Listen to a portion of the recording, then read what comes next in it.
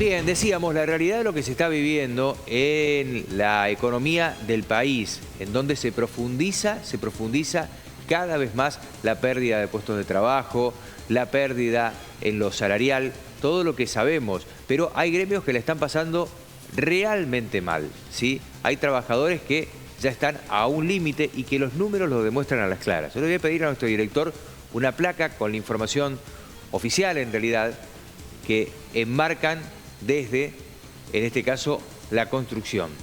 100.000 puestos de trabajo perdidos en los últimos 3 meses. Mirá el número. 100.000 puestos de trabajo perdidos en los últimos 6 meses. Dentro de la construcción, lo abarcativo es todo. Desde el ingeniero, el arquitecto, hasta el ayudante de albañil. La gran mayoría de estos 100.000 puestos tiene que ver con esa gente, ¿sí? Que son salarios muy bajos, la mayoría son trabajadores cuentapropistas, estamos hablando de los albañiles y la pérdida de trabajo. Horacio Berra es presidente de la Cámara de la Construcción de Córdoba y que entiendo desde la Cámara arrojaban estos datos. Horacio, gracias por atendernos, bienvenido. Hola, ¿cómo te va? Buenas noches. Bien, Muchísimo gusto. buenas noches. ¿Estos datos son de ustedes, le pregunto?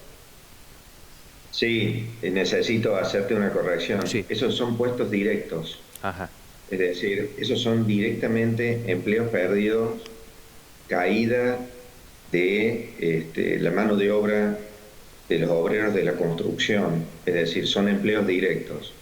La construcción tiene un efecto multiplicador importante y por cada empleo directo se habla de que hay un orden según el tipo de trabajo y el tipo de construcción, de 1 a 3, o sea, por cada empleo que se pierde directo, hay entre 1 a 3 más que se pierden de manera indirecta. Claro, bien que lo marque. Horacio, a ver si lo interpreto. Lo que usted me está diciendo es mucho más que esto. Podemos hablar tranquilamente de 300.000 trabajadores que han perdido en 6 meses su puesto de trabajo, aquellos que están dentro de la informalidad en muchos casos.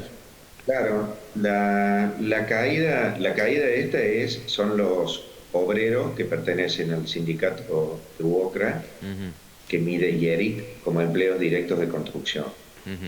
Sí, es gravísimo. Lo otro es un poco más difícil de medir, tiene que ver con la cadena de valor de la construcción, es decir, la cantidad de gremios que van desde obreros metalmecánicos, de proveedores, de todo lo que se genera como cadena de valor alrededor de la industria de la construcción. Sabemos que es mucho lo que irriga en términos de valor agregado a su producto. Esto que es una corrección, de todas maneras, es tristísimo, porque es aún peor que los 100.000. Estos son, cuando se habla de puestos directos, se habla de gente que está directamente involucrada con la industria de la construcción, directamente involucrada. Ajá.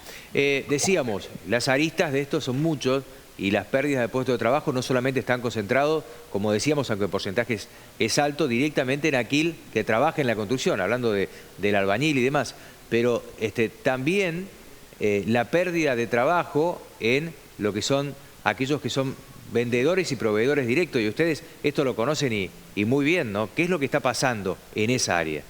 Bueno, la caída de la economía en general es está mostrando un escenario extremadamente complejo. Eso también afecta a nuestro sector en general, es decir, no solamente estamos hablando de la inversión en infraestructura que viene de la mano de la inversión pública, sino también el sector privado.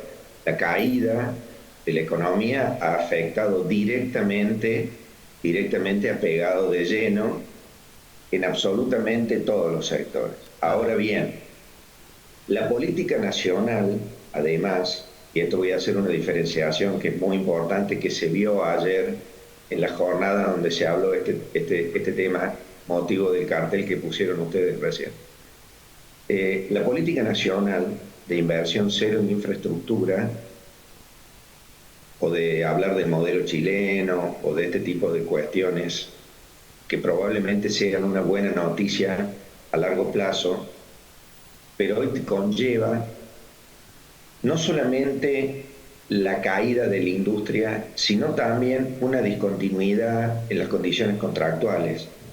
El Estado no afrontó la deuda que asumió para la ejecución de las obras. Es decir, no solamente paró las obras, lo cual es un problema para adelante, sino que también desfinanció al sector no cumpliendo con los contratos.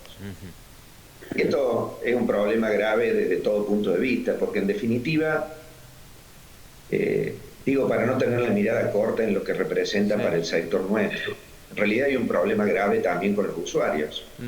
La infraestructura tiene que ver con calidad de vida, tiene que ver con productividad, con competitividad, con un montón de cuestiones que hacen a la mejora de las personas en términos de cómo se integran en la sociedad, ¿no es cierto? Ahora, Berra, eso en lo macro de lo que está ocurriendo, después veremos cómo se termina de resolver esto, porque alguien va a pagar ese costo de no cumplir con un contrato. Sabemos que hay un camino judicial paralelo en las constructoras, en lo macro. Pero después está lo micro, la realidad que nos pasa a cada uno de los argentinos, en donde el primer recorte, ¿por dónde va? Y las refacciones de la casa.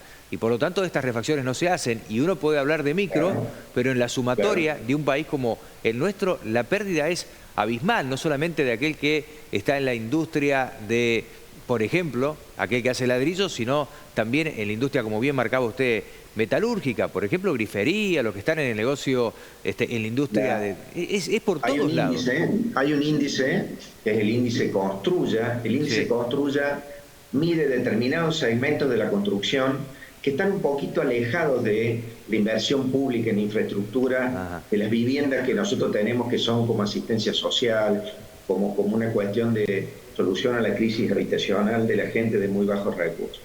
El índice Construya mide calderas, mide porcelanato, cerámico, grifería de alta calidad. Ese índice, lo voy a decir de manera redonda para entender, es 38%, 37%, 40% interanual. Es una locura. Y ese índice no tiene que ver con la falta de inversión en infraestructura, tiene que ver con lo que ha caído la actividad dentro de lo que es prácticamente 100% privado. Por eso digo, si a eso le sumamos el impacto de la decisión nacional de no hacer inversión en infraestructura, bueno, el resultado es lo que se ve. De todas maneras, déjame que haga quiero hacer una marca en esto, porque estamos hablando de nación. La provincia decidió, eso lo tiene hace mucho tiempo, y de hecho quedó marcado en este convenio que se firmó hace poquito, este convenio marco.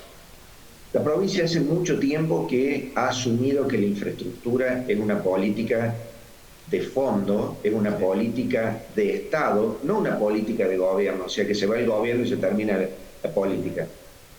La provincia de Córdoba hace rato que viene y entiende que la infraestructura tiene que ver con mejorar la calidad de vida, tiene que ver con ser más competitivos, y eso ha provocado, por ejemplo, que los 3 primeros meses, comparados con diciembre, porque los últimos datos que tenemos oficiales los mide se miden, digamos, legalmente en términos de la validez de la medición, ¿no? El último dato es de final de marzo. Entonces tenemos enero, febrero y marzo. Enero, febrero y marzo tienen una caída en Córdoba un 32% menor que el promedio nacional. Estamos hablando de personas, ¿no? De todas maneras, estamos hablando de una baja importante en la actividad, pero digo, evidentemente, si nosotros pensamos que la economía está igual en todos los sectores del país, tenemos que recatar que evidentemente esta continuidad de política de inversión en infraestructura está haciendo que la caída de la mano de obra en nuestra región sea menor al promedio nacional. Bueno, al menos eso. Y sin embargo, los porcentajes son altos por la coyuntura a nivel país. No podemos estar ajenos, más allá de la política provincial que se tenga claramente. Horacio, ha sido un gusto haber conversado con usted. Muchas gracias.